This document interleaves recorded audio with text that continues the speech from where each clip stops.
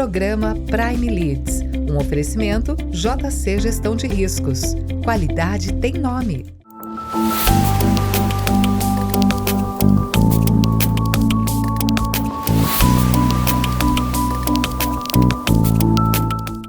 Seja bem-vindo a mais um programa da Prime TV. Obrigado, telespectador, pela tua audiência. Nosso convidado de hoje é o Hugo Funaro. O Hugo é sócio do escritório Dias de Souza Advogados. Hugo, super prazer recebê-lo aqui na Prime TV. Obrigado por ter aceito o convite, compartilhar um pouquinho a tua história, teu momento e, claro, falar sobre o futuro. Obrigado por ter aceito o convite. Seja bem-vindo.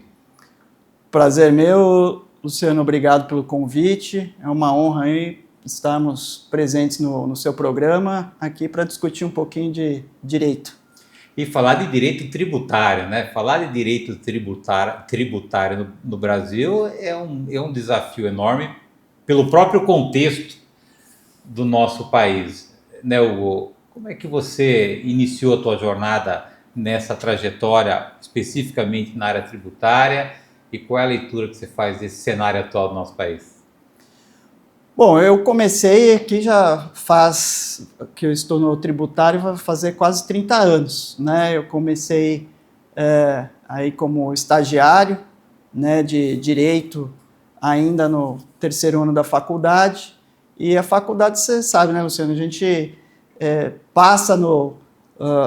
entra numa universidade e não sabe muito bem o que nos espera, né? Mas, enfim, quando eu tomei mais contato com o direito, primeiro tem uma parte introdutória e tal, eu comecei logo a me interessar pelo direito público, né? E nós estávamos, à época, eu entrei na faculdade em 95, nós estávamos numa fase aí pós-Constituição de 88, assim, muito recente, fazia mais ou menos 5, 6 anos que a Constituição tinha entrado em vigor. E aí começaram muitas discussões, você deve lembrar a questão lá do desbloqueio de cruzados, teve depois muitas discussões tributárias, enfim, foi, diria, né, a época de ouro das teses, das grandes teses tributárias começaram a surgir ali pós-Constituição de 88. Então, nesse contexto, eu enveredei para a área tributária, sempre gostei muito na faculdade, depois na prática também isso ficou consolidado. E desde então nós temos, né, uma situação de um sistema, digamos, caótico, né? Até comentávamos aqui um pouquinho antes que tem um estudo do Instituto Brasileiro de Planejamento Tributário, IBPT, que cerca de 40 normas tributárias por dia foram editadas desde essa época. Então nós estamos aí já todo esse tempo, né, já convivemos, já é parte da cultura brasileira, né, ter esse sistema tributário aí complexo, né, tanto pela quantidade de normas quanto pelas múltiplas interpretações, e agora nós estamos num contexto, né, caminhando para uma reforma tributária que foi aprovada em 23, ela começa a valer de verdade a partir do ano que vem, né, mas já estamos vendo aí uma grande movimentação de empresas para se adaptar e muitas dúvidas nesse cenário, né, então assim, acho que o direito tributário hoje faz parte da vida das empresas e das pessoas, né? Porque o tributário, ele afeta todos nós, né? Todo dia nós temos alguma coisa, tem lá o IPTU, tem IPVA, tem imposto de renda. E não paga por isso. Exato, então assim, é algo que está arraigado aqui na nossa vida, né? Agora, Hugo, olhando para essa reforma tributária que já é uma realidade, porque foi aprovada, com a experiência que você tem nesses 30 anos, essa reforma ela vem para ajudar ou ela vem para dificultar a vida, principalmente das empresas? Olha, o mote da aprovação dessa reforma foi justamente melhorar, né? Foi simplificar, foi reduzir o número de tributos, foi reduzir a litigiosidade, né? Esse foi o objetivo. O sonho, A prática, entretanto, né, a gente sabe que é aquilo, né, entre a realidade e o sonho, né, há aí uma grande distância, né? Nós tivemos aí uma concepção muito boa dessa reforma, né, mas nos debates legislativos isso vai sendo alterado, tem muitos interesses, né, tem os interesses não só privados, mas principalmente os públicos, né? Os estados, municípios, a União ali brigam porque ninguém quer perder receita, né? Embora seja uma coisa dita para melhorar a vida do cidadão, seria no sentido de reduzir a complexidade, mas a carga tributária não baixa, né? No mínimo ela vai ficar igual, e essa era uma premissa também da reforma, que a carga não fosse reduzida, né? Na verdade, haveria substituição de alguns tributos, mas a carga tributária, no mínimo, seria mantida, né? Então, nós temos aí um cenário que agora está se consolidando, porque foram editadas várias normas depois da Constituição para implementar essa reforma, ainda estão sendo editadas as normas, e assim, a visão é que, pelo menos, tem um prazo de transição, né? Por exemplo, a transição do ICMS e do ISS, ela começa em 29, tá? E nesse meio tempo nós vamos conviver com os novos tributos, que é o IBS, CBS e o Imposto Seletivo, e mais os tributos que já existiam. Então, assim, vai ter uma complexidade maior, pelo menos nos primeiros anos, né? Depois, lá por 2032, que é o fim da transição, é que se espera que essa reforma aí sim esteja totalmente implementada. Eu falo se espera porque nesse meio tempo pode ser que mude alguma coisa ainda, né? Então, assim, é o Brasil. A gente tem visto que, e já historicamente, esses movimentos que o governo faz, além de preservar a arrecadação, também tem essa questão de você cercar aquelas possibilidades de, eventualmente, o contribuinte, aproveitando as leis, dar uma escapada. Cada vez mais o sistema está sendo amarrado, dificultando cada vez mais o jeitinho brasileiro, né? Essa questão o fisco tem sido cada vez mais proativo, né? Hoje, nós temos aí muitas normas que fecham as chamadas lacunas, né? Antigamente você tinha uma cultura de aproveitar as brechas, né? Tinha até um entendimento de que, olha, eu vou fazer determinada operação aqui, o fisco provavelmente não vai ver, a gente tem aqui, né, um jeitinho, né, de tentar escapar da tributação, mas hoje o que nós temos, né, um enorme aparelhamento do sistema tecnológico, né, os fiscos hoje estão integrados, nós temos uma legislação proativa no sentido de fechar essas brechas, cada vez mais evitar que se possa tomar um caminho menos oneroso para chegar num resultado que deveria ser por um caminho que pagasse mais tributos. Então, assim, a própria legislação está sendo construída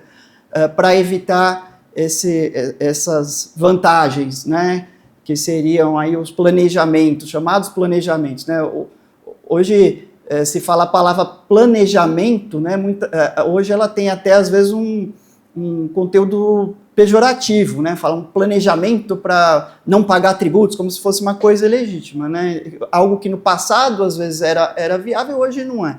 Mas o planejamento tributário adequado, real, ainda funciona, ainda é legítimo, mas é aquilo, demanda cada vez mais conhecimento pelos profissionais, né, para alertar as empresas dos riscos, dos caminhos possíveis, etc. Acho que a grande missão do profissional do direito, nesse contexto, é de informar, né, as empresas e ajudar na tomada de decisão, né? Então, assim, mas sem dúvida, hoje os planejamentos têm que ser muito mais sofisticados do que antigamente, porque o fisco também está muito bem aparelhado e muito bem assessorado. Agora, falando em planejamento, quando você pensa em planejamento, logo você pensa nas grandes empresas, nas multinacionais, aquelas empresas que de fato têm estrutura e uma cultura de olhar estrategicamente para essa questão tributária. Quando a gente desce um pouquinho a pirâmide, Hugo, quando a gente trata mais as empresas familiares, você acha que já há um amadurecimento dessas empresas menores na consciência da importância de você de fato ter um planejamento para você poder efetivamente resguardar a empresa e da mesma maneira aproveitar aí as próprias legislações para poder pagar menos imposto? Eu acho que até por essa cultura brasileira, né, do tributário ser visto hoje como um dos grandes itens, né, no planejamento estratégico de qualquer empresa, eu acho que essa consciência já existe, né, na pirâmide toda. Obviamente, como você mencionou, né, as grandes empresas já têm departamentos especializados. Hoje, os departamentos fiscal, tributário, têm, em algumas empresas, centenas de pessoas, né? São enormes, porque empresas, por exemplo, com atuação nacional, hoje a gente tem 27 legislações, né, de ICMS, né? Então, assim, é impossível você não ter um pessoal, né, uma mão de obra adequada e especializada e capacitada para tratar dessas situações. Então, as pequenas empresas, lógico, tudo é proporcional. Tem menos pessoas, mas essa consciência já existe. O que a gente tem visto é que tem muitas empresas familiares, holds, etc. Ainda existe aquela preocupação, né, sucessória dentro das pequenas empresas, então as coisas se misturam um pouco da pessoa jurídica com a pessoa física, isso a gente ainda vê, né, essa mistura, né, mas assim, temos visto, até porque hoje também, Luciano, se você for ver, você abre o jornal,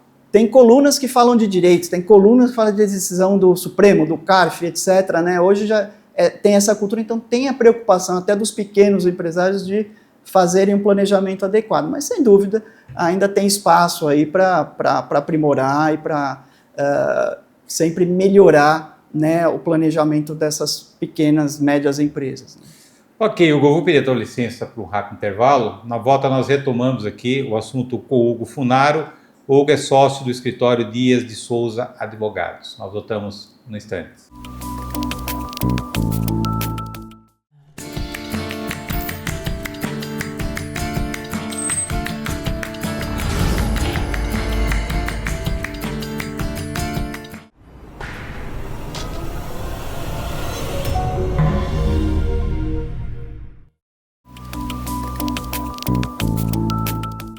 Voltamos. Nosso convidado de hoje é o Hugo Funaro. O Hugo é sócio do escritório Dias de Souza Advogados. Vamos falar agora do escritório, Hugo? Conta um pouquinho para nós a história do escritório. Você que está há 30 anos lá já, a especialidade do escritório é o direito tributário. O que você pode compartilhar com os nossos telespectadores? Bom, o escritório foi fundado pelo Dr. Hamilton Dias de Souza, né? Ele é um expoente do direito tributário no Brasil. Primeiro escritório foi aberto em 1967, então vamos fazer ano que vem 60 anos, né? E o escritório, aí eu falo um pouquinho da minha experiência, né? Eu entrei lá em 97. Metade, né? Você tem 60, você tem 30. Exato. Então, assim, foi para mim uma escola, né? Porque até pelo Dr. Hamilton, pelos advogados que lá trabalhavam, sempre tiveram uma relação acadêmica muito forte, né? Então, houve aí sempre uma preocupação de mesclar o acadêmico com o profissional, né? Então, o acadêmico sempre como uma ferramenta para que pudéssemos, né, assessorar bem as empresas, tanto no campo consultivo quanto no contencioso. E essa cultura se perpetua, né? Nós temos aí plena consciência de que nós precisamos sempre atender o cliente, né? E para atender bem o cliente, a gente precisa ter as ferramentas, né? Então, a parte acadêmica, o conhecimento, são aí fundamentais. Nosso escritório sempre optou, né, por ter uma estrutura especializada, né? Nós praticamente fazemos direito tributário, né? Então, isso nos permite ter um maior grau de especialização, né? Hoje somos aqui considerados como um dos escritórios especializados, né, mais reconhecidos aí no mercado, entre os mais atuantes, né, e com reputação no mercado, criada aí ao longo de 60 anos. Né? Acho que ninguém fica 60 anos aí no mercado à toa.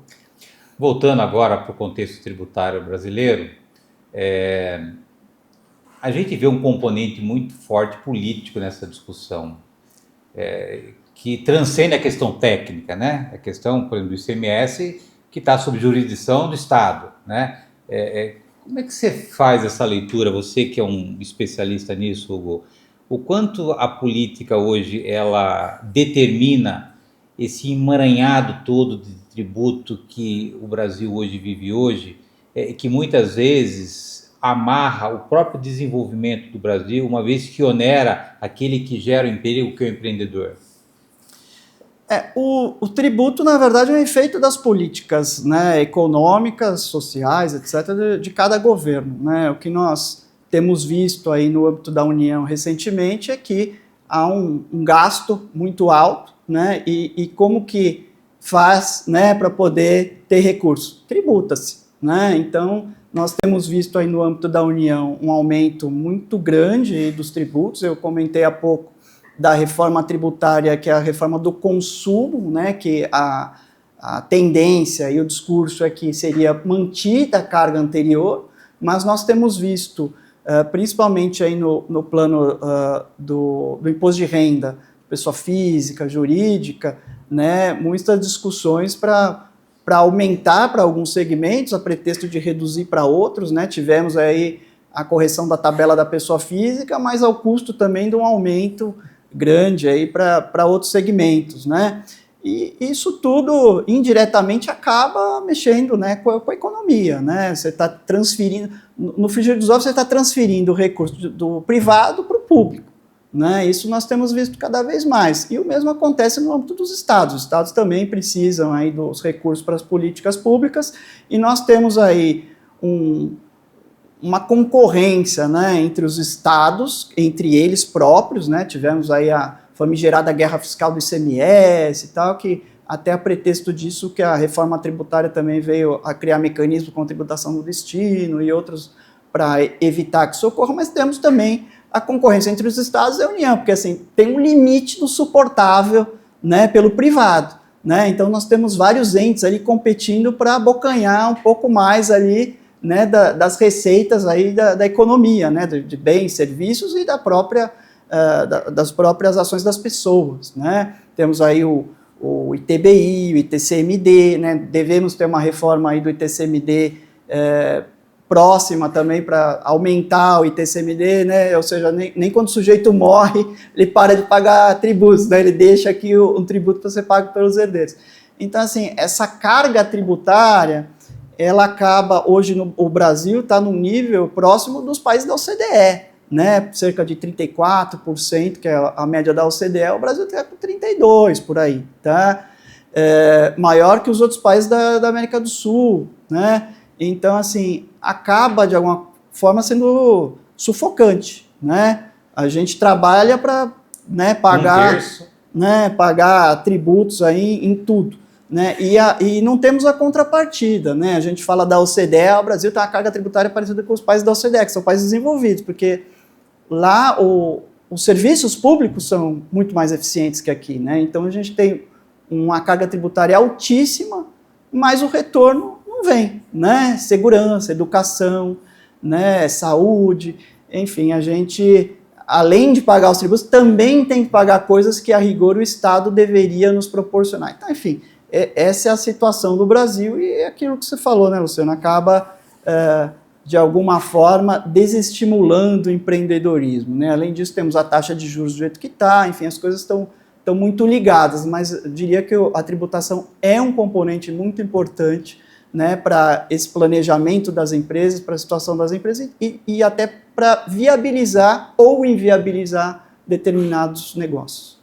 Uma curiosidade agora, Hugo, a gente viu que tradicionalmente essas guerras de estados para atrair investimento, né? Muitas empresas vieram, por exemplo, aqui para o sul de Minas, né, fizeram grandes investimentos em armazéns, em fábricas. Como é que fica isso agora com a nova questão tributária, né? Isso vai ser alterado? Ou quem fica? Como é que isso fica agora com esse desenho novo?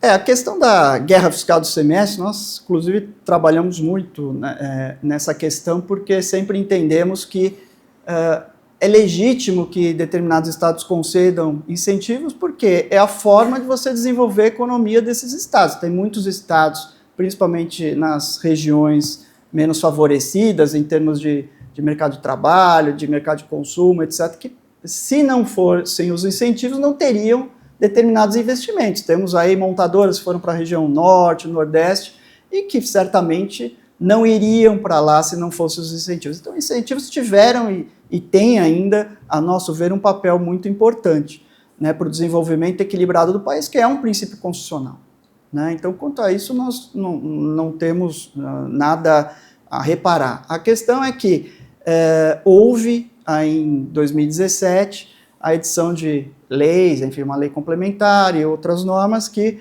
pacificaram a chamada guerra fiscal do ICMS, né? Nós tínhamos um conflito entre os estados, né? Você dava o exemplo aqui, né, estados até fronteiriços, que um dava um incentivo e o outro ia lá e bloqueava o incentivo, cobrava o tributo que foi dispensado por um era cobrado pelo outro e tinha a chamada guerra fiscal, né, era ataque contra ataque. E no meio ficava ali o contribuinte, né, no fogo cruzado, que quem pagava a conta no fim era o contribuinte. Mas isso foi resolvido em 2017, tem uma legislação aí que pôs fim a essa chamada guerra fiscal. E aí vem a reforma tributária e ela prevê, né, que o tributo passe a ser cobrado, né, o IBS, que vai substituir o ICMS e o ISS, que ele seja cobrado nas unidades de destino, então evita a guerra fiscal, que era justamente quando no interestadual um estado ali dava, né, um benefício.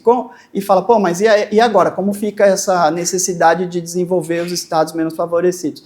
Também é previsto na reforma que vai haver um fundo de desenvolvimento regional com dinheiro, né, que a União vai proporcionar para que sejam feitas essas políticas localizadas aí para desenvolvimento. Então, assim, isso tudo está previsto, é que a gente vai falar, vamos ver como vai ficar na prática na hora que isso for implementado, né? Hoje tem lá uma ideia, vamos ver como que isso se concretiza.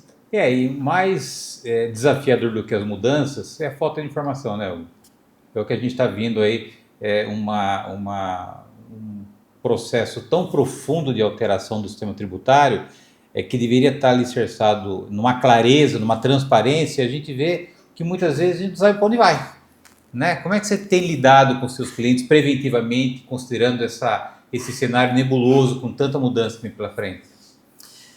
Nós temos já um cenário complexo, né? Por isso a reforma, né, veio aí com essa proposta de simplificá-lo.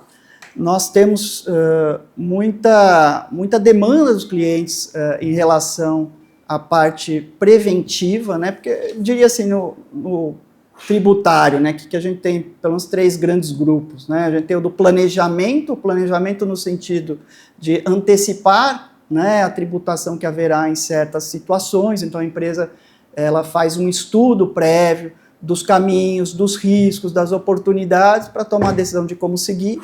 Tem o consultivo tradicional, que é para ter aí opiniões sobre dúvidas, né, porque tem muita dúvida, então isso há um consultivo, e tem o contencioso, que é o contencioso, pode ser reativo ou proativo, né? Então nós temos aí esses caminhos aí que a advocacia oferece aí para o privado, né? E teremos aí ao longo dessa nova realidade jurídica, né, teremos que recorrer a todos esses instrumentos, né, tanto para prevenir quanto, se for o caso, para combater aí determinadas exigências. O que preocupa, Luciano, é que, por exemplo, na questão do IBS e CBS, terá de haver um alinhamento entre estados e municípios, né, a partir da eficácia da reforma. E isso vai ser feito pelo chamado Comitê Gestor do IBS. Só que ele também tem que conversar com a Receita Federal. Por quê? Porque o CBS e o IBS têm que